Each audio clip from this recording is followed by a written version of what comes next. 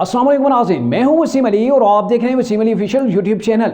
नाज़रीन, क्या वाकई साइफर की कापी मिल गई है? और अगर साइफर की कापी मिल गई है तो इमरान कितने दिनों के अंदर जेल से बाहर आ जाएंगे? और जो तरीके इंसाफ की जानब से एक झूठ फैलाया गया, अब ये झूठ कैसे बेनकाब होता है, इन तमाम चीज़ों के ऊपर तफसील से बात करेंगे। लेकिन एक और बड़ी अहम और बड़ी दिलचस्प किस्म की खबर है कि आसिफ अली जरदारी ने दावा कर दिया है, बड़ा चैलेंज दे दिया है नवाज शरीफ को कि मैं नवाज शरीफ को किसी तौर पर प्राइम मिनिस्टर नहीं बनने दूंगा। अब ये आसिफ अली जरदारी कौन सी गेम डालना चाहते हैं, असल हकायक क्या है, बैकडोर चैनल्स के जरिए से जो खबरें आ रही हैं, क्या चल रहा है पीपल्स पार्टी के माइंड के अंदर, मुकम्मल तफसील से आपको आगाह करते हैं। लेकिन उससे पहले हमारी आपसे होगी गुजारिश कि अगर आपने अभी तक हमारे चैनल को सब्सक्राइब नहीं किया या फिर आप हमारे चैनल के ऊपर नए हैं तो काइंडली अभी हमारे चैनल को सब्सक्राइब कर लीजिए, बेल आइकन को प्रेस कर लीजिए ताकि हमारी हर वीडियो आप तक आराम से पहुंचती रहे। नाज़रीन, दोनों खबरें बड़ी धमाकेदार हैं। साइफर का मिलना, कप्तान को जेल काट रहे हैं साइफर केस के अंदर, और अचानक से तरीके इंसाफ वालों ने साइफर बरामद कर लिया। और साइफर बरामद किया पूरी की पूरी स्टोरी आके सुना दी कि कहाँ पे साइफर था, कहाँ पे मौजूद था। वो मैं आपको बताता हूँ। पहले आपको बताता हूँ कि स्टोरी सोशल मीडिया के ऊपर क्या चल रही है। शहबाज गिल जो तरीके इंसाफ के तर्जुमान बाहर बैठे हुए हैं, जो अपने आप को पाकिस्तानी नेशनल नहीं मानते हैं, वो अपने आप को फॉरेन नेशनल मानते हैं, वो बरतानिया का अपने आप को शहरी डिक्लेयर करते हैं, और वहाँ पे बैठ के वो व्लॉग करते हैं। और व्लॉग जो उनका था, उसके बाद सोशल मीडिया के ऊपर धड़ाधड़ ये खबरें जो फैलाना तरीके इंसाफ ने शुरू कर दिया कि साइफर तो मिल गया है। साइफर एक पोटली के अंदर बंद करके कप्तान ने रखा था, जैसे वो चिराग होता है ना, वो जादू वाला चिराग जिसे रगड़ते हैं, जिसके बीच में से जीन निकल आता है, उस चिराग टाइप की एक संदूक थी, उस संदूक के अंदर बंद किया हुआ था। ये मैं पहले आपको पढ़ के सुनाता हूँ। जो अभी सोशल मीडिया के ऊपर ट्वीट्स धड़ाधड़ जा रही हैं, जो है वो व्लॉग कर रहे हैं और जो ये पोस्टें कर रहे हैं, वो क्या कर रहे हैं आपको बताता हूँ। कहा जा रहा है कि साइफर केस में बड़ी पेशरफ्त आई गई है। साइफर जो गुमशुदा उसकी कापी थी वो बरामद कर ली गई है। वजारत खारजा कबीना डिवीजन ने सील शुदा साइफर, अभी तक सील कहा जा रहा है, यानी कि कप्तान ने अभी तक उस साइफर को खोला नहीं है जिसके ऊपर वो खेल चुके थे ना, वो खोल के पेज जो है वो लहरा के भी दिखा रहे थे। तो ये सील शुदा साइफर की कापी का जो है वो बात की जा रही है, यहाँ से उनका झूठ पकड़ा जाता है। वो सील तो रहा ही नहीं था। अच्छा, सील शुदा साइफर की कापी हासिल कर ली है। वज़ीर-ए-आज़म की मंजूरी के बाद काबीना डिवीजन ने साइफर की कापी वजारत खारजा के हवाले कर दी है। और बेसिकली ये कह रहे हैं कि 30 मार्च 2022 को काबीना अरकान को एतमाद में लेने के लिए ये कापी मंगवाई गई थी। यानी कि 30 मार्च 2022 को ये काबीना जो डिवीजन था उनको एतमाद में लेने के लिए कप्तान ने ये साइफर की कापी अपने पास लाई थी, लेकिन दिखाई किसी को नहीं दी। खाली ये कहा था कि ये हमारे पास कापी है, खोल के नहीं दिखा सकता, ये ऑफिशियल सीक्रेट एक्ट के में तहत जो है वो केस के अंदर फंस सकता हूँ। तो ये इन्होंने क्या किया था, वो सिर्फ दिखाई थी। कबीना डिवीजन ने अहम रियासती दस्तावेज होने के बाद महफूज बक्स में रखने की हदायत की गई थी।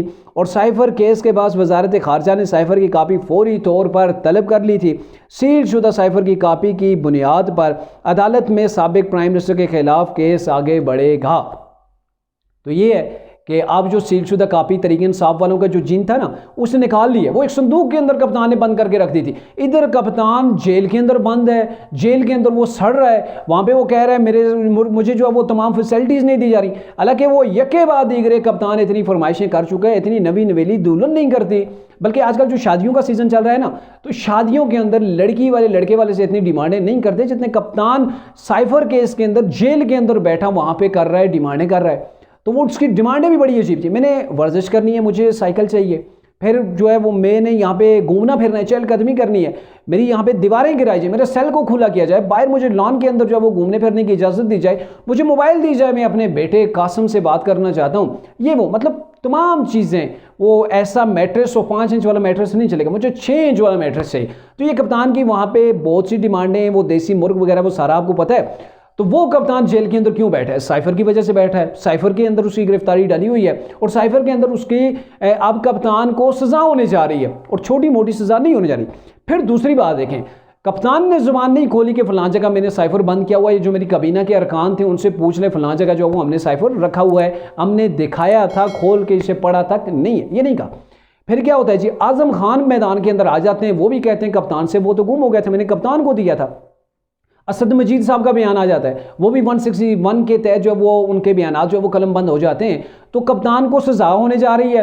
तो अभी तक वो पोटली से जाके अब जाके इन्होंने निकाले, हाँ भाई संदूक के अंदर मैंने बंद करके रखा था ना, कहीं से चोरी ना हो जाए। तो वो अब साइफर सामने आ गए। तमाम का तमाम प्रोपेगेंडा है, झूठ है और इस झूठ को बड़ी सफाई के साथ सोशल मीडिया के ऊपर फैलाया गया और आगे से जो इनकी गूंगी अंधी बहरी जो इनकी आगे से फैन एंड फॉलोइंग है ना, जो अपने आप को कहते हैं हम गुलाम नहीं हैं, बेसिकली वो अंधे गुलाम है जिनको इतना नहीं पता कि साइफर केस के अंदर कप्तान कहां से कहां पहुंच चुका है और यहां से इनकी जो काबीना के उस वक्त के लोग थे या कप्तान थे, कप्तान ने खुद नहीं बताया कि हमने साइफर कहां पे रखा हुआ है। इधर उसे मारें पड़ रही है, जेल के अंदर बंद है, पार्टी की तहस नहस हो गई, हालत तबाह बर्बाद हो गई है, तो अभी तक उधर बैठा है। अंधे बेचारे ट्वीट्स किए जा रहे हैं, सोशल मीडिया को रिपोर्ट्स कर रहे हैं। शिवाज गिल बाहर बैठ के वो गंद फैला रहे हैं। आदिल राजा, शिवाज गिल, ये वो लोग हैं जो तरीके इंसाफ की मोहब्बत के अंदर रियासतों को भी नहीं बख्शते, अपनी रियासती इदारे को मतलब नहीं बख्शा जा रहा।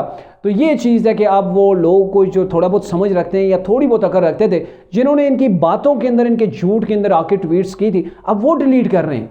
अब उन्हें अपनी ट्वीट्स या ये पोस्टें जो वो डिलीट करनी पड़ रही हैं। ऐसा कोई चक्कर नहीं है, कोई साइफर नहीं मिला है, ना ही वजारत जो वो खारजा ने इसकी तस्दीक की है, ना ही प्राइम मिनिस्टर के जो ऑफिस से इसकी तस्दीक आई है और ना ही वजारत दाखिला की जानब से हुई है।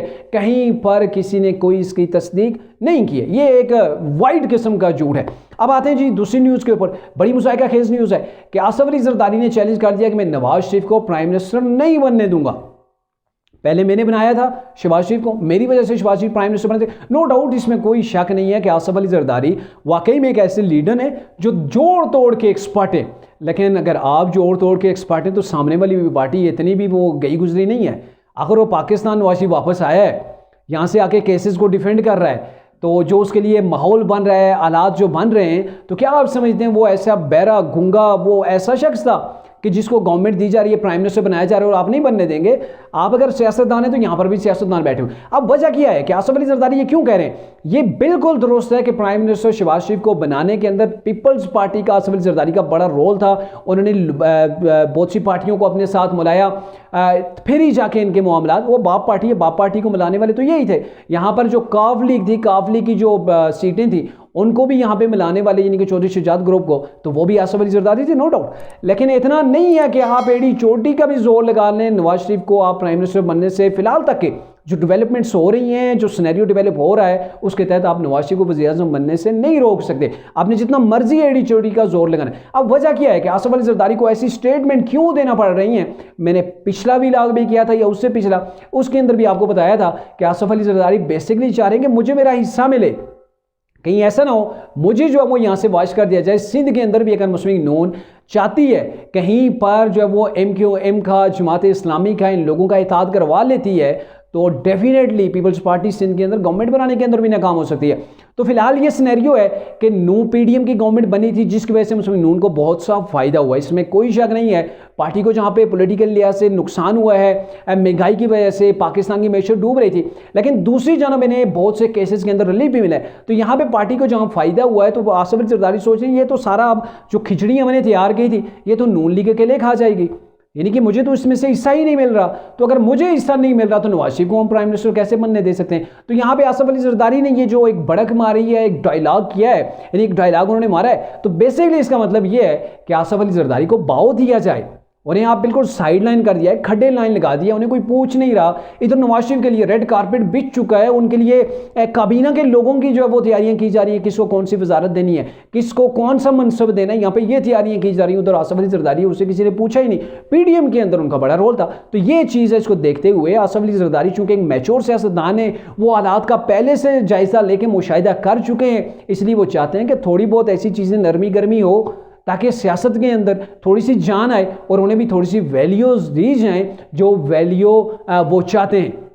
अब उनकी वैल्यूज़ क्या हो सकती हैं कि वज़ीर ख़ारजा जो है वो उनका बेटा हो, सिंध की गवर्नमेंट उनके पास हो, पंजाब के अंदर भी उन्हें कुछ सीटें जो है वो मिल जाएं। पंजाब के अंदर बेसिकली नून लीग और पीपल्स पार्टी के दरमियान जो पहला टकराव हुआ है वो तरीके इंसाफ के टूटने के बाद हुआ है कि पंजाब के अंदर जो है वो इस्तेकाम पाकिस्तान बन गई, और इस्तेकाम पाकिस्तान बन गई तो इस्तेकाम पाकिस्तान मुस्लिम नून का मुकाबला है। तो यहाँ पे आसिफ अली जरदारी साहब ये चाह रहे थे कि मुझे कोई ऐसी कमिटमेंट करके दी जाएगी कि जैसे इमरान के लोग टूटेंगे तो वो इस्तेकाम पाकिस्तान का तब तो नाम नहीं था, वो सीधे मेरे पास आएंगे और पंजाब के अंदर में कदम जमा लूंगा। तो उन्हें नजर आ रहा है कि दीगर पार्टियों की निस्बत नून लीग मजबूत हो रही है, पीपल्स पार्टी के हाथ में कुछ नहीं आ रहा और अगर हालात बदल जाते हैं जैसे बदल रहे हैं सिंध के अंदर, वहाँ पे JUI भी मुतहर्रिक नज़र आ रही है, जमात इस्लामी अच्छे खासे वोट ले रही है, वो तो टफ टाइम दे रही है आसिफ अली जरदारी को। वहाँ पे MQM भी दोबारा से मुतहद हो गई है, तो आसिफ अली जरदारी को वो कहते हैं ना कि उन्हें वो खौफ जारी हो गया, पहले से उन्हें वो डरावने ख्वाब आना शुरू हो गए हैं कि कहीं ऐसा ना हो कि जो सिंध के ऊपर